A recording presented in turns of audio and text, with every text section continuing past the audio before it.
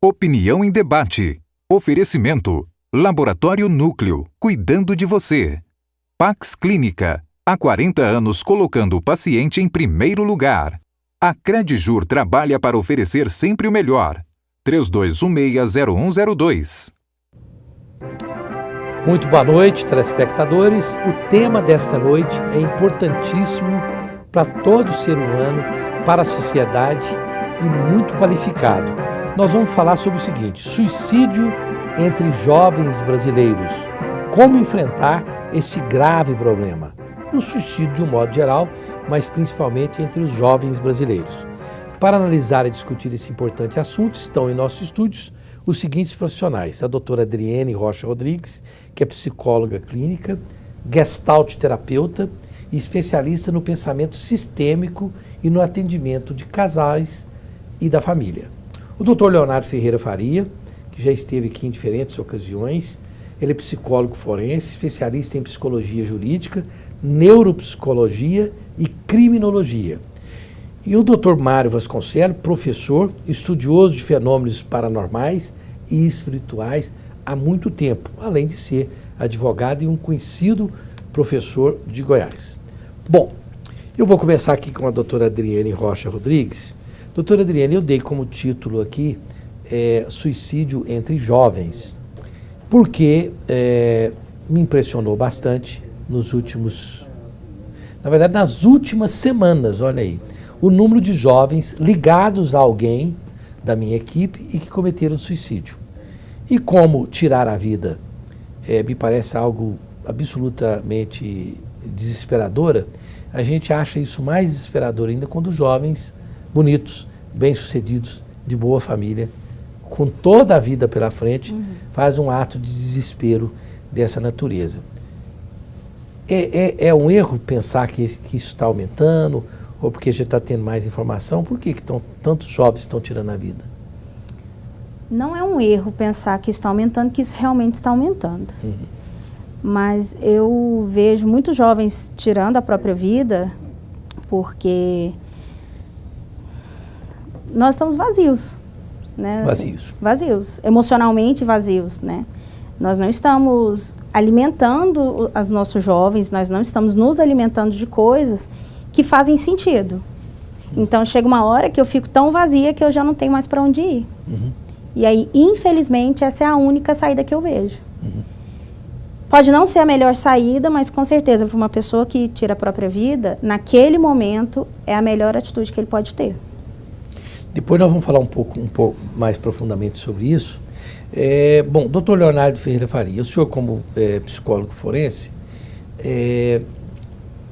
eu tenho observado, e aí é uma observação de senso comum, pessoas que estão se atirando para acabar com a vida.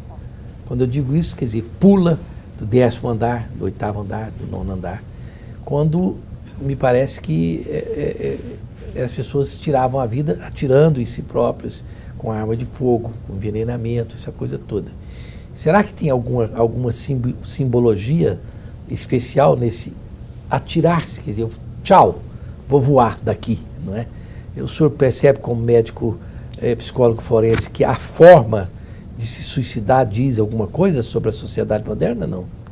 Bom, Roseval, o método, né, que é o meio que utiliza para tirar a própria vida, ele tem a ver com as percepções que aquele sujeito tem naquele momento vivente. Alguns vão escolher métodos que são menos dolorosos e outros métodos são mais dolorosos e outros aqueles que estão disponíveis para ele naquele momento. Aquele que está padecendo de um grande sofrimento, ele não vai procurar muita simbologia, não. Ele vai querer, na verdade, resolver a situação naquele momento procurando a morte. E a morte não resolve o problema, na verdade ele procura o alívio da situação naquele momento. E foi bem citado aqui a questão do aumento das taxas de suicídio entre os jovens, mas nós temos também um aumento entre os idosos e entre os indígenas. Hoje nós temos a região da Amazônica onde tem a maior taxa de suicídio do Brasil. Chega a ser até 40 vezes maior que a média nacional. E isso diz muito respeito ao que foi falado aqui antes, questões ligadas à crise existencial. Assim como o jovem está passando por crise existencial, os indígenas também estão passando por não se saber se identificar enquanto indígena ou enquanto homem branco também. Professor Mário Vasconcelos, o doutor Leonardo citou aí, embora o tema do programa fosse em função dos jovens, mas veja bem, o sujeito, recentemente uma pessoa que eu conheço, com 88 anos, se suicidou. Falei, você já estava lá, já tinha quase chegado no ponto que a gente que acredita em Deus, né? 88 anos está quase lá, né? Olha, a vida, você tocou a sua vida. Aí chega no finalzinho, você faz uma loucura dessa. Como estudioso de fenômenos paranormais e espirituais, o senhor acha que isso tem algum componente espiritual ou não? Rosenval, o que eu entendo é o seguinte, o próprio existir é naturalmente um suicídio. Você, pela culpa de existir, se mata todos os dias. Uhum. E é infalível. Só que esse é um suicídio que a gente pode chamar de biológico, natural. Uhum. Por existir, você vai morrendo todos os dias, vai se matando. Quer dizer, se você não quiser morrer, que você se petrifique, como pensava o Michael Jackson, por exemplo. Uhum. Então, o que acontece? Viver é difícil. É uma das grandes conclusões do livro Grande Sertão Veredas, do famoso Guimarães Rosa. Uhum. Então, viver não é para qualquer um, não. Uhum. Um caso emblemático, já que você citou uma pessoa se matar com idade avançada, para mim é o Pedro Nava, aquele grande escritor, inclusive colega do Carlos Drummond de Andrade. Ele completou 80 anos e, numa entrevista com uma jornalista, ele disse que a vida só valia a pena até certo ponto. E a mulher, a jornalista, disse para ele que o achava elegante, disposto. Eu disse para ela, na verdade, eu queria ter a sua idade. Aí ela disse para ele, mas a experiência do senhor não serve? Ele falou assim para ela, experiência é como um carro com os faróis voltados para trás, não serve para nada. E quando a pessoa se decidir a matar-se, que ela o faça de forma infalível. E foi isso que ele fez, inclusive deu um tiro no ouvido. Pedro Nava, médico, escritor, bem-sucedido. Então, rematando aí a sua pergunta, o que é que leva a pessoa a fazer isso?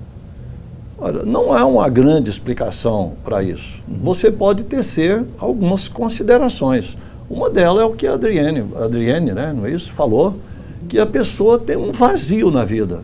Isso pode ser quando jovem, quando velho, quando a idade mediana. Uhum. Você tem que evitar esse vazio, procurando, portanto, coisas significativas para você existir de fato. Bom, doutora Adrienne Rocha Rodrigues, citando este exemplo que eu disse aqui de nossa mais alta intimidade, de jovens que tiraram a vida muito recentemente aqui, pelo menos 4 deles, me chamou muita atenção o fato de que eu sempre tive que o suicida, ele quer dar um recado, e às vezes ele nem quer. Ele está pensando, poxa, tomara que eu não morra, não sei, em alguns casos nós vamos falar sobre isso aqui. Mas que ele tem que deixar alguma coisa, uma carta, dizendo, eu não gosto da minha família, meus amigos não me querem, minha escola. Para mim, ele tem que ter o testamento do porquê. E essas pessoas, pelo menos 2 delas, não deixaram nada, quer dizer, nada. O sujeito foi, e para o resto da vida daqueles companheiros, e eu acho que isso aí é uma maldade com quem fica também, não é? Porque há uma coisa de maldoso nisso. Para o resto da vida as pessoas vão ficar com aquela incógnita. Será por quê? Né? Esse suicida especificamente, que não deixa nada, por quê? Quer dizer, esse suicida é tão egoísta assim, quer dizer, é um ato de extremo egoísmo também, não? Tem algumas pessoas que acreditam que é um ato de egoísmo, mas essa questão da carta, ela é meio que uma ilusão, né? A maioria dos suicidas não deixam nada. E a realidade é uma necessidade de quem fica essa carta, não é uma necessidade de quem está indo. Quando uma pessoa ela tira a própria vida, ela não necessariamente ela quer se matar. Ela quer matar a dor que ela está sentindo. E talvez para ele nem faça sentido escrever estou me matando por isso. Porque ele não tem certeza exatamente também o que está fazendo com que ele se mate. É uma dor, é uma falta de possibilidade de olhar para frente e compreender o que tem para frente. E ele não tem essa necessidade de justificar, porque muitas vezes nem ele sabe o que está acontecendo. Então, assim, a gente tem que pensar que nós estamos sendo egoístas quando a gente cobra uma carta de um suicida.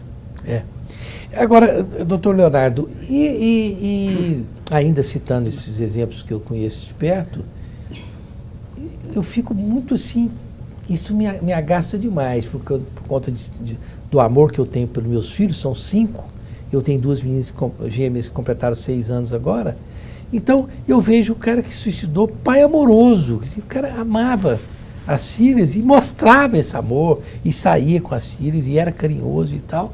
Então, isso me deixa muito perplexo, porque a primeira coisa que me passa pela cabeça quando eu penso que eu posso faltar à minha família é como as minhas filhas vão sofrer com isso, se elas vão sofrer, quem que vai cuidar delas, essa coisa. O suicídio, será que isso não sensibiliza ele? Bom, Rosival, ao falar de suicídio, a gente tem que pensar também que uma grande parte das causas do suicídio são os transtornos psiquiátricos existentes neles. Principalmente a gente cita aí a depressão, que é 35,7% de acordo com a Organização Mundial de Saúde. Seguido por pessoas que fazem uso de substâncias psicoativas, transtornos psicóticos e transtornos de personalidade. E esses pacientes que padecem de depressão, né, que é o transtorno afetivo unipolar do tipo depressivo, uma grande parte deles acabam por não ter essa percepção do outro, porque o sentimento de melancolia, o sentimento de tristeza, o sentimento de culpa toma conta dele de uma tal maneira que a capacidade de pensar no futuro de alguém se torna inviável, porque a dor dele é tão grande que ele não consegue pensar nisso. É como se você tivesse com uma dor na mão, que seja no dedo da mão, e a sua perna toda doendo. Então, nesse caso, essa dor existencial, que ela acaba sendo refletida por meio desses sintomas afetivos que estão rebaixados, eles acabam por anular a possibilidade de pensar no outro. Por sinal, ele até pensa o quê? Que ele é culpado da dor do outro. Ele não pensa bem nessa questão de que o outro vai ficar sem mim. Não, eu estou atrapalhando a vida do outro. E o sentimento de culpa, ele é muito frequente nesses casos. Né? Eu trabalho no Instituto Médico Legal há quase 18 anos. Então eu tive a oportunidade de ver famílias que ali perderam seus entes queridos e também já tive a oportunidade de ver vários métodos, formas e todo esse rito que envolve o suicídio, envolvendo cartas. E a questão aqui, como foi falado da carta, foi muito importante, porque na verdade a carta é a necessidade de quem fica, não de quem vai. E por outro lado, os sinais de que a pessoa não está tendo prazer na vida, de que perdeu esse elo com a existência terrena, ele às vezes passa de uma maneira bem sutil, que quem está aqui não consegue fazer essa leitura, não consegue codificar. Mas às vezes passa de uma maneira singela. Verbalização do tipo assim, eu só quero mais 5 anos de vida. Não, eu acabando de pagar minhas dívidas, para mim tá bom, já cumpri a minha missão na Terra. Não, nessa vida mais nada me dá prazer. A gente começa a ver uma verbalização da qual a pessoa restringe muito o prazer dela a poucas coisas, como se a vida perdesse o sentido. Não estou falando que quem fala isso vai suicidar, mas são pequenos gestos, pequenas falas que podem ser pinceladas e analisadas como talvez um pequeno aviso. Professor Mário Vasconcelos, na prática a gente percebe o seguinte, que às vezes a gente pensa, penúria econômica. Cara, o sujeito não tem dinheiro. Eu conheço gente que, sinceramente, o sujeito chega no açougue e pede 50 gramas de carne. Esses dias eu vi um camarada pedir assim, eu falei, como? Você quer 50 gramas de carne? Eu até fui perguntar para ele. Ele falou, não, eu só quero fazer um hambúrguer para minha filha. Pronto. 50 gramas, pediu 50 gramas de carne. E a penúria econômica do cidadão é visível. Mas você vê milionários, eu conheço um aqui, de Goiânia, já passou tanto tempo que eu posso falar, que algumas semanas depois que ele me mostrou um avião, um jato que ele tinha comprado, com o maior orgulho, ele se suicidou. Então me parece que o fator econômico, que é uma coisa que muita gente pensa, né? Nossa, poxa, sofre demais, e não falta dinheiro, não é preponderante no caso do suicídio. Nós temos milionários que se suicidam e temos também gente que não tem nada que se suicida, né? O senhor tem percebido essa correlação, não? Rosenval, uma coisa curiosa que a gente pode afirmar, eu já com tantos anos de vida e os meninos que têm experiência na área deles, é que o suicídio não é ligado realmente a isso aí, a penúria econômica. Aliás, eu diria para você que os economicamente a desejar vivem melhor do que os que são abastados. Porque o dinheiro, muito dinheiro, traz infelicidade, não traz felicidade. O excesso. Aliás, para você entender que o excesso de dinheiro é extremamente prejudicial e que pode conduzir ao vazio que a Adriane falou, e que eu acho que esse vazio é o principal responsável por suicídios, o vazio existencial, você diante de um vazio existencial, o chão sai dos seus pés, acaba tudo. E uma coisa que dá muito vazio existencial é o excesso de dinheiro, porque você perde os limites para viver bem, porque você consegue tudo a hora que quer, do jeito que quer, e você perde até aquele estímulo para existir. E a falta de dinheiro estimula de que maneira que eu vou conseguir, o que eu tenho que fazer. Então isso é até um convite para você viver mais. Então os que têm menos dinheiro vivem melhor do que os que são abastados. Você não tenha dúvida disso.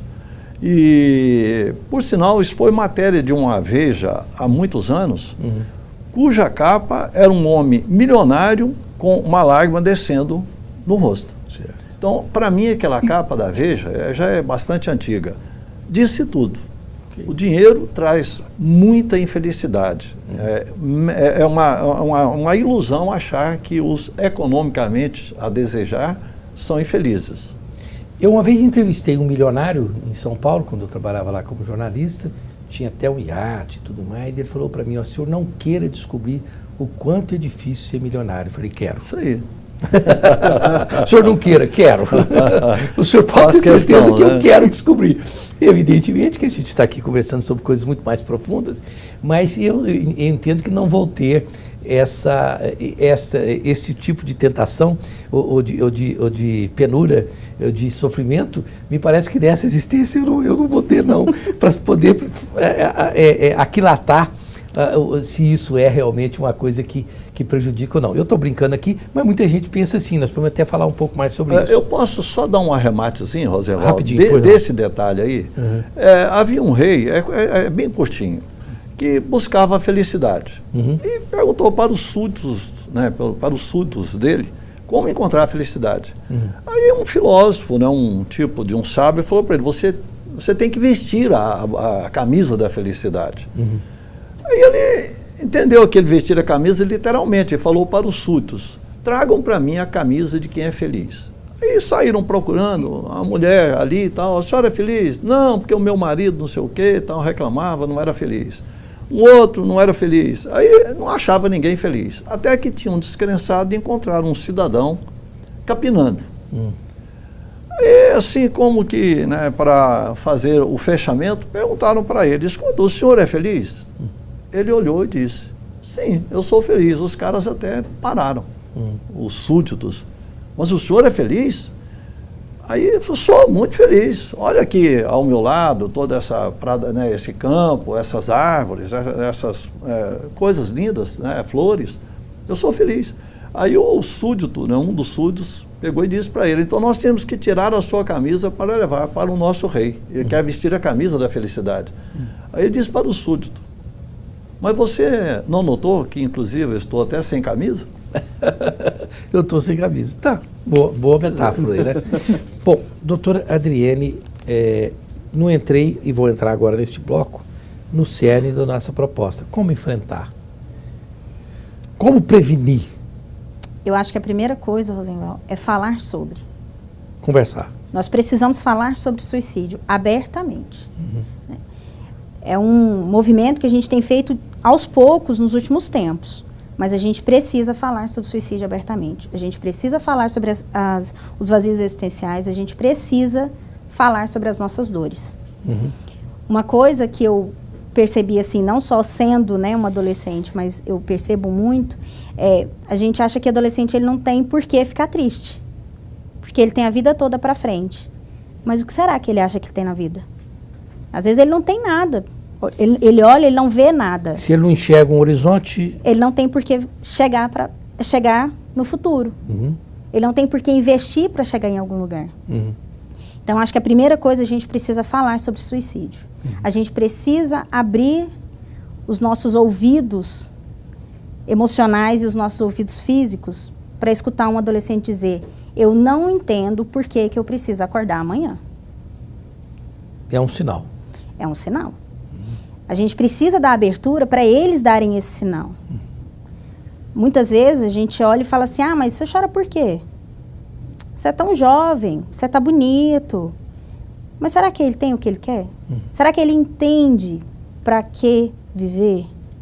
E o que seria uma solução? Levar um psicólogo? Tem alguma coisa prática a ser feita? Eu acho que é observar primeiro. Aprender a observar os jovens que a gente tem em volta. Não só os jovens todos, né? Mas os jovens, eles têm estado talvez mais vazios. Porque a gente não tem alimentado muito esses jovens da existência. Eu vejo, né? Assim. Então, eu acho que primeiro a gente precisa aprender a observar esses jovens. Perceber uma sutileza de mudança. Perceber, às vezes, que se um jovem ele começa a ficar muito melancólico, tem alguma coisa que pode estar acontecendo. E aí sim, procurar um psicólogo.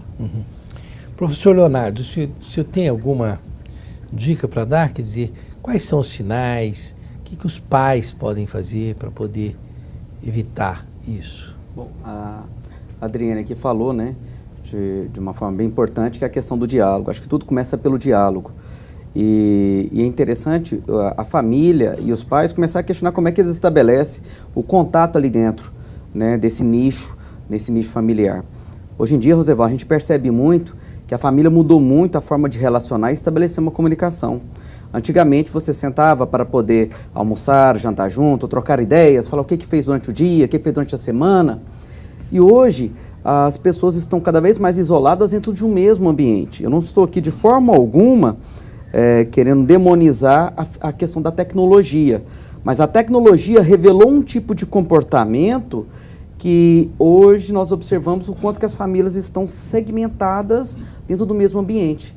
Às vezes dentro de uma mesma casa, cada quarto tem uma televisão, cada um senta num restaurante, começa ali, uma pessoa começa a conversar com a outra na frente através de mensagens eletrônicas. A primeira coisa é começar a pensar como é que nós estamos nos comunicando e falando para o outro o que estamos sentindo. Então, a primeira coisa é questionar qual que é o papel de cada um dentro daquela família.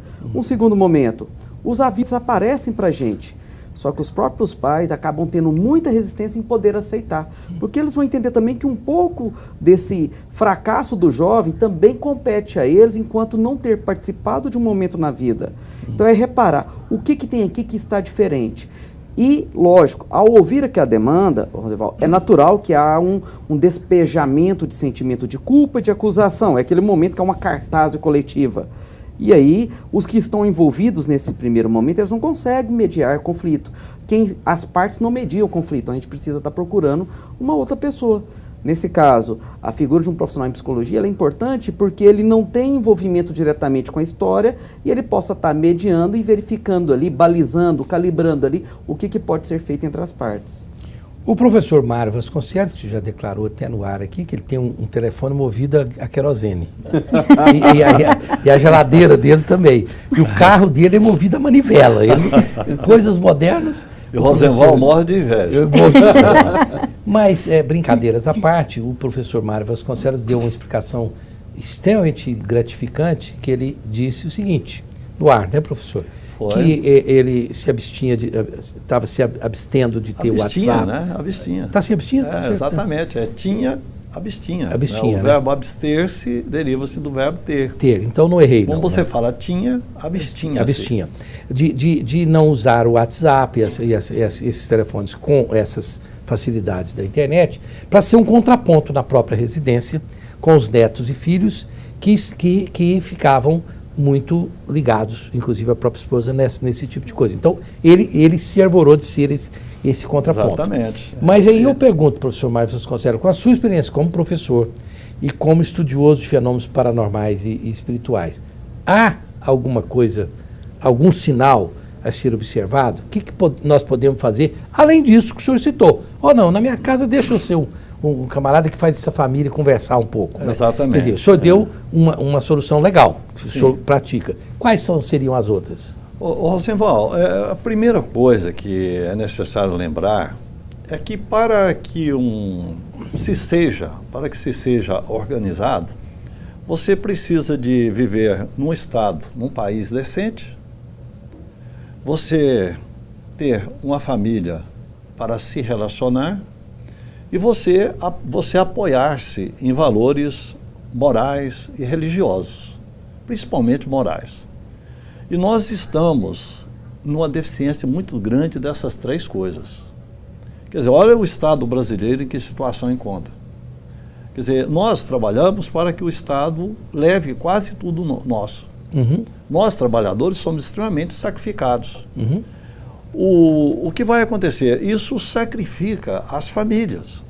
Quer dizer, o pai tem que trabalhar muito, a mãe tem que trabalhar muito, o filho tem que fazer alguma coisa, então esse filho muitas vezes não tem o espaço devido para conviver com os próprios pais e em ambiente de família, uhum. por causa da situação uhum. que o país atravessa e em que ele vive. Uhum. E o que aconteceu? As religiões perderam as grandes referências. Você vê, recentemente, o Papa vir a público pedir perdão por coisas absurdas que a religião católica fez, que a Igreja Católica fez. Uhum. A religião não, a Igreja, aliás, é a Igreja em si. Então você observe que esse vazio ao qual a Adriane se referiu está completamente disseminado. E o jovem, sem dúvida, precisa de referência para que para que esse jovem se apoie. Uhum. E a maior referência, a mais próxima dele é a família. E a família está muito esfacelada. Você entendeu? Então, o que acontece? A sugestão que eu comentei aquele dia no seu programa, lá no Opinião em Rádio, no nosso programa, né? O Opinião em Debate tem na Rádio Bandeirantes, com esse approach, 820 AM, das 7h30 às 8h30. Nós estamos lá, o professor Mário Vasconcelos é um debatedor. Amanhã eu estarei lá, inclusive. Amanhã o senhor é o debatedor lá. É meu dia de estar lá. Então, o que acontece? É necessário que, particularmente, as famílias se aproximem mais, conversem mais, que os pais vejam mais seus filhos e que sirvam de exemplos para os filhos. O que acontece é que os pais também estão muito perdidos hoje em dia. Uhum. Então você vai ver que a ausência de valores morais, de bons exemplos.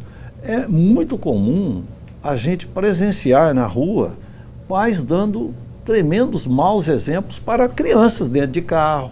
Uhum. Na sociedade, em escola, pai brigando com o professor, uhum. desrespeitando o professor, uhum. e vai por aí afora. Então, eu acho que essa falta de referência moral, familiar, valores religiosos, tudo isso está levando o jovem a ter esse vazio disseminado dentro de si. Uhum. Então, a sugestão minha é que a família, em especial, promova o mais rápido possível que puder para que haja mais harmonia dentro de casa. Me preocupa muito, eu tenho que chamar os comerciais, quando eu encontro situações, como eu recentemente encontrei com um garoto, e falei, eu encontrei com o seu pai no aeroporto de São Paulo. Meu pai está em São Paulo? Olha aí, então veja. Quer dizer, eu, do tipo de família que eu estou, nem sabia. Eu acho que sim. Então, do tipo de família que eu venho, assim, uma viagem de avião para qualquer outro lugar, os meus filhos, a minha mãe, eu vou para São Paulo e tal. Assim, muito natural, para mim é antinatural que as pessoas da mais íntima, do meu mais íntimo relacionamento, não saibam que eu viajei para outro país, para outro estado, né? E isso tem sido muito comum.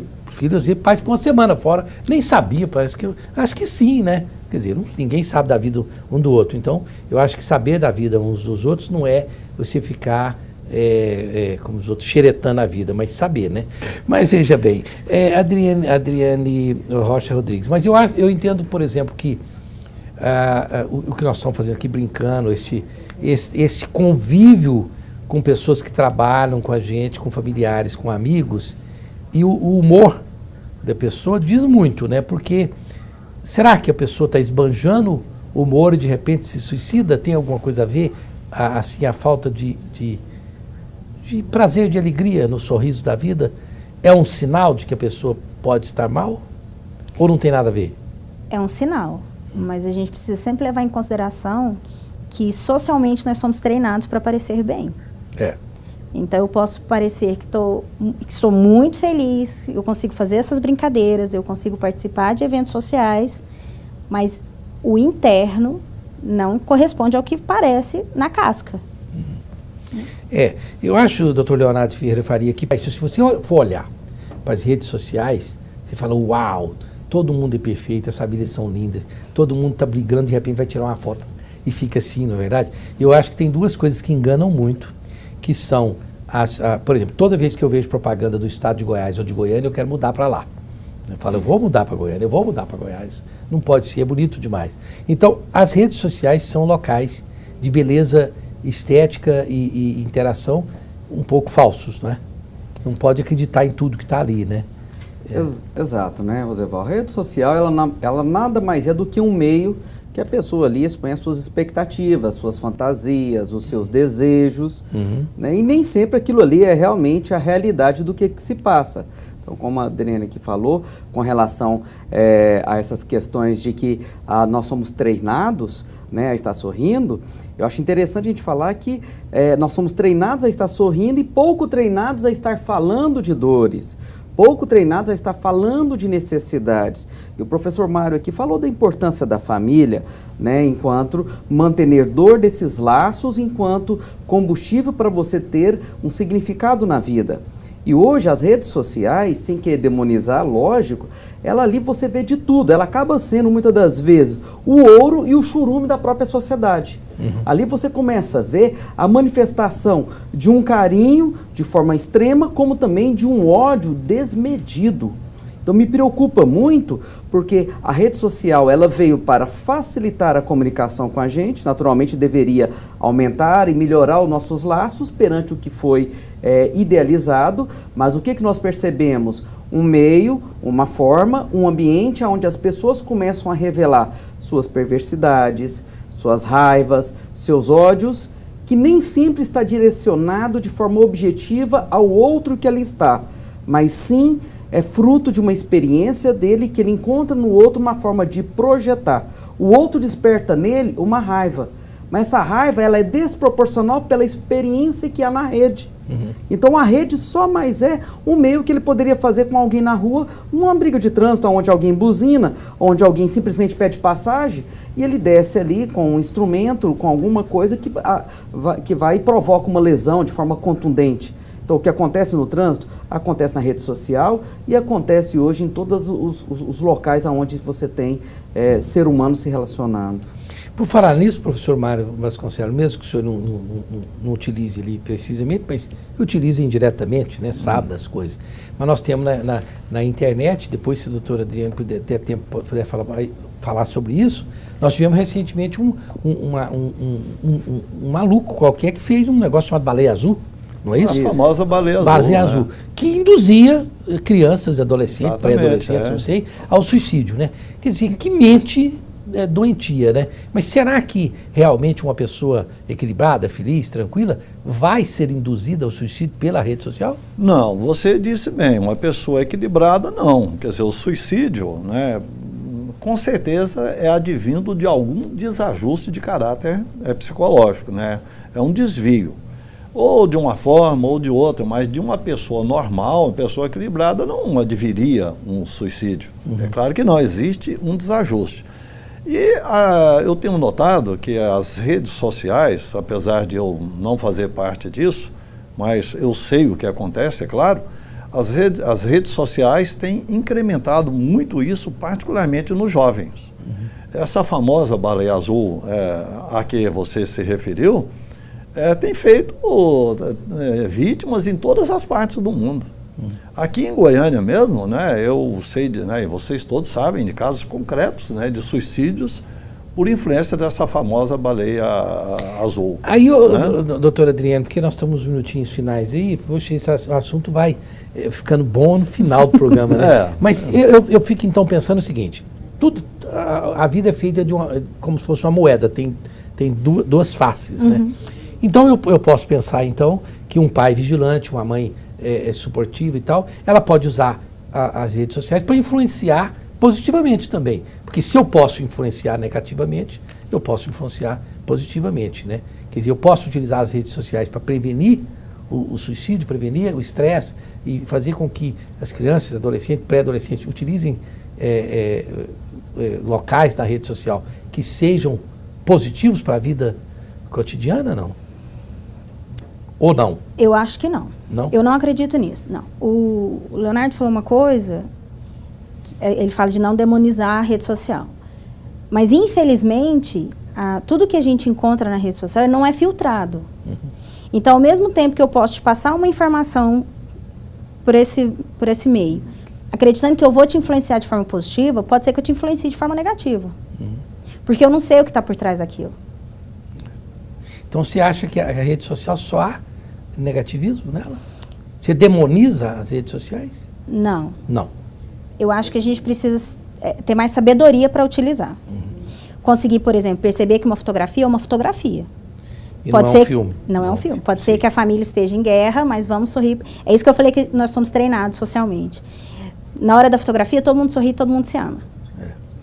Então, é ensinar para o jovem que ele tem que aprender a filtrar. Aquela foto, ela é linda, mas eu não sei o que tem por trás. É difícil dizer, e até fazendo uma brincadeira macabra aqui, se eu tivesse que fazer tudo que eu faço e não tivesse rede social, acho que eu me suicidaria. É uma brincadeira, evidentemente. Mas é assim, uma brincadeira macabra, eu reconheço. Mas eu digo assim, a rede social, senhor Leonardo, ela me parece, a mim, como uma ferramenta extremamente eficiente, se bem utilizada. Como, num dado momento, nós tínhamos essa discussão, eu que já passei décadas, a televisão já foi muito demonizada, dizendo, está todo mundo se matando, a família está sendo desfacelada porque existe a televisão. Uhum. Então, acho que cabe você também saber lidar com essa ferramenta, né? Num dado momento. Porque eu vejo que o senhor teve sempre a preocupação de dizer, sem querer demonizar a rede social. Sim, né? Porque eu acredito que ela pode ser utilizada de uma forma positiva para várias coisas. Por exemplo, para a busca de conhecimento, para iniciar uma nova amizade. A questão é a intenção e o monitoramento que nós fazemos desse uso. Sim. Porque o que a rede social faz em termos de estar estimulando esse jovem a se autolesionar e a cometer o suicídio, né? Além da baleia azul, nós temos o The Haters, os próprios grupos terroristas fazem isso. Hoje, quem são recrutados para agir para o terrorismo? Crianças e jovens. Você não vê uma pessoa já com uma certa formação, com uma certa família, abandonar tudo, a sua identidade, o seu papel social, para poder entrar para um grupo terrorista. Né? Eu faço estudos sobre terrorismo há 5 anos. E o que a gente percebe? São pessoas que estão passando por um momento de sofrimento, desajustadas, jovens e crianças. E é o que acontece também dentro da rede social, aonde esse garoto ou essa garota, esse adolescente, vai procurar ajuda onde percebe onde acha que tem, e nem sempre tem. Então, o receio que se tem de buscar uma ajuda dentro da família, com o pai e com a mãe, às vezes até por uma percepção assim, meu pai não vai entender, minha mãe não vai entender, vai na rede social e aí pode cair numa trairagem. Bom, nós temos aí 30 segundos só, o senhor Leonardo tocou muito bem no ponto do The Haters, os que odeiam, que tem gente que adora, se delicia em odiar, né? São as pessoas que a gente deve evitar.